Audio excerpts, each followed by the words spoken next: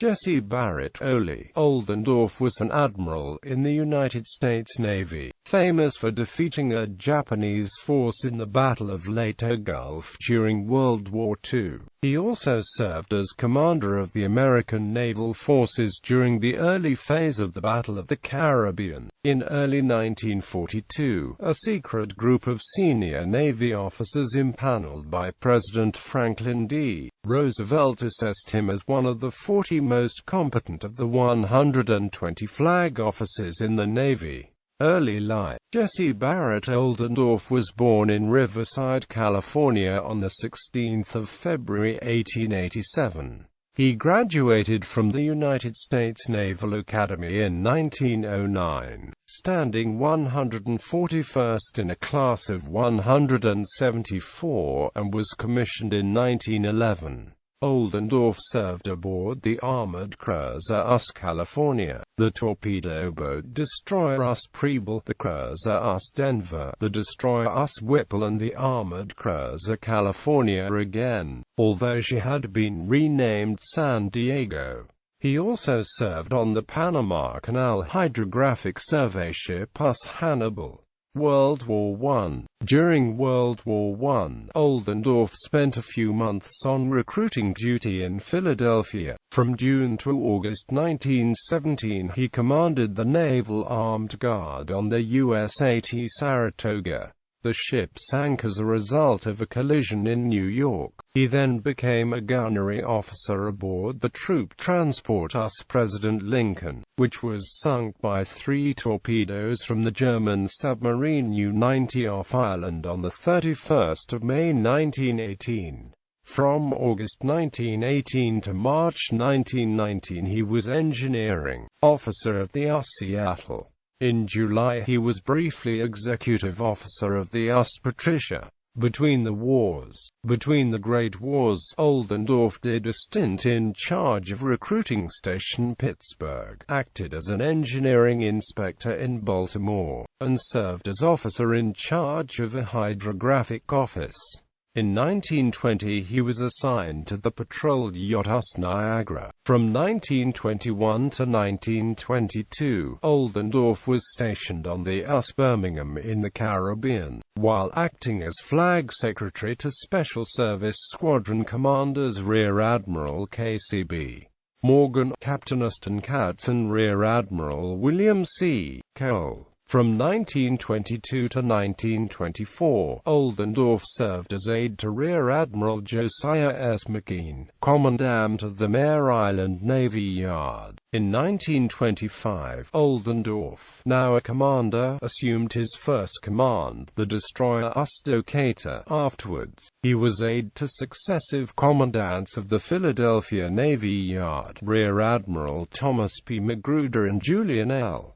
Latimer. From 1927 to 1928, Oldendorf attended the Naval War College from 1928 to 1929 and then the Army War College from 1929 to 1930. From 1930 to 1935, he was the navigator of the battleship US New York, following the normal pattern of alternating duty at sea with shore duty. Oldendorf taught navigation at the Naval Academy from 1932 to 1935. Then, following this teaching assignment at the Academy, Oldendorf returned to sea duty, serving as executive officer of the battleship US West Virginia from 1935 to 1937. From 1937 to 1939, Oldendorf directed the recruiting section of the Bureau of Navigation. World War II. From 1939 to 1941, Oldendorf commanded the cruiser US Houston. In September 1941 he joined the staff of the Naval War College, where he taught navigation until February 1942. On the 31st of March 1942, Oldendorf was promoted to Rear Admiral and assigned to the Aruba-Curaçao sector of the Caribbean Sea frontier. In August 1942, he was transferred to the Trinidad sector where anti-submarine warfare was his primary duty. From May through December 1943, Oldendorf commanded Task Force 24, which was assigned all Western Atlantic escorts. His flagships during this period were destroyer tender Osprey and fleet tug Osceola. Oldendorf was reassigned to the Pacific Theater in January 1944, where he commanded Cruiser Division 4 from his flagship Louisville. Cruiser Division 4, consisting of cruisers and battleships, supported carrier operations and provided fire support for the landings in the Marshalls, Palaos, Marianas, and Leyte. On the 12th of September 1944, Oldendorf commanded from the bridge of his flagship Pennsylvania, the fire support group tasked with the bombardment of Peleliu in the Palaos Island group. This fire support group consisted of 5 battleships, the Pennsylvania, Idaho, Maryland, Mississippi, and Tennessee, 8 cruisers, 12 destroyers, 7 minesweepers, 15 landing craft converted to rocket launches, and a half-dozen submarines. At this point in his career, Oldendorf was an experienced battle commander who had handled similar assignments in 3 previous Marine landings. The bombardment was scheduled to last 3 days. By the end of the first day, aerial reconnaissance photos indicated that close to 300 of the assigned targets had been destroyed or seriously damaged by the all-day bombardment, and that virtually every above-ground structure and fortification had been wiped out.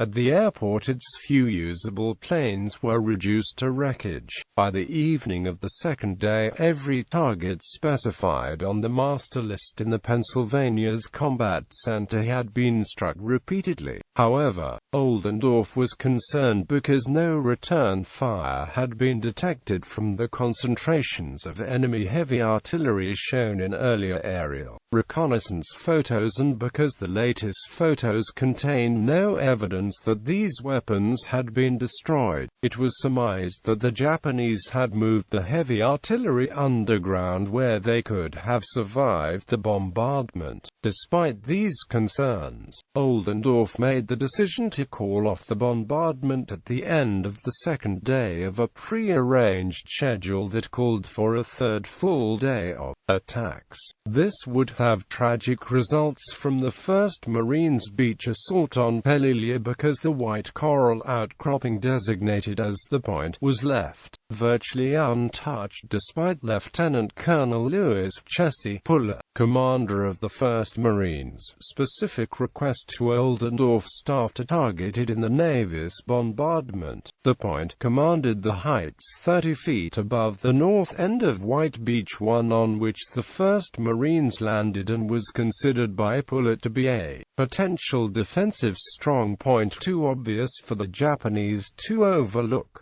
The result of not sufficiently reducing the point was a bloodbath. Over 500 men were lost, roughly 1/6 of its regimental strength, on the D-Day White Beach assault on Peleliu, and the entire beachhead was in danger of collapsing. It was only by the heroism of the Marines that the point was taken. After the war, when asked about Peleliu, Oldendorf commented that if military leaders, and that includes Navy brass, were gifted with the same accuracy of foresight that they are with hindsight, then the assault of Peleliu should never have been attempted. On the 24th of October 1944, Oldendorf was the commander of Task Group 77.2 at the Battle of Surigao Strait. Oldendorf led the defeat of the Japanese Southern Force. He deployed his powerful force of battleships and cruisers in a classic battle line formation across the Surigao Strait, crossing the T of his opponent.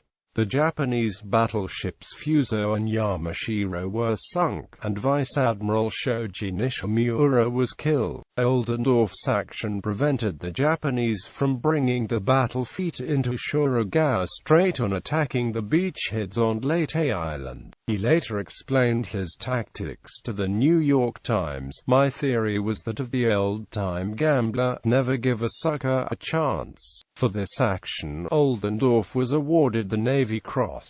In 1959, Admiral Oldendorf provided commentary on his planning for the battle.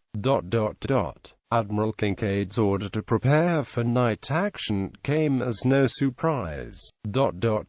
It was obvious that the objective of the Japanese forces was the destruction of our transports and that my mission was to protect them at all costs. In order to accomplish my mission, the force under my command must be interposed between the enemy and the transports. I realized that I must not lose sight of my mission no matter how much I might be tempted to engage in a gunnery duel with him. I selected the position of the battle line off Hingitan Point because it gave me the maximum sea room available and restricted the enemy's movements. This position also permitted me to cover the eastern entrance to the Gulf should the central force under Admiral Kira arrive ahead of the southern force. I selected the battle plan from the general tactical instructions and modified it to meet the conditions existing, i.e., lack of sea room to maneuver and possible enemy action. I thought that quite possibly he planned to slip some of his light forces into the Gulf by passing them to the eastward of Hibison Island after the battle line was engaged.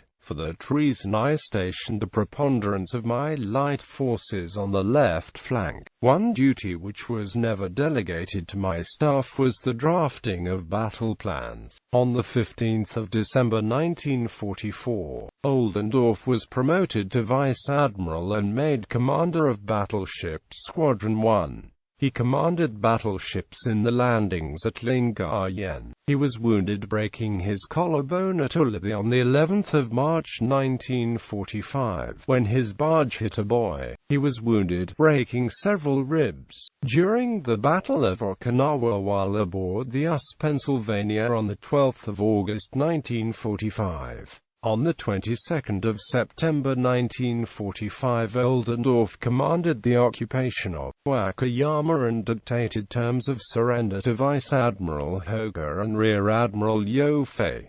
Post-World War II. From November 1945, Oldendorf commanded the 11th Naval District. In 1946 he assumed command of the San Diego Naval Base. From 1947 until his retirement in 1948 he commanded the Western Sea Frontier and the United States Navy Reserve fleets at San Francisco. He retired in September 1948, at which time he was promoted to admiral.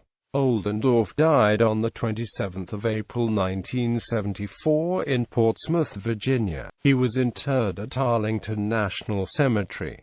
The destroyer US Oldendorf was subsequently named in his honor. Awards. Bibliography.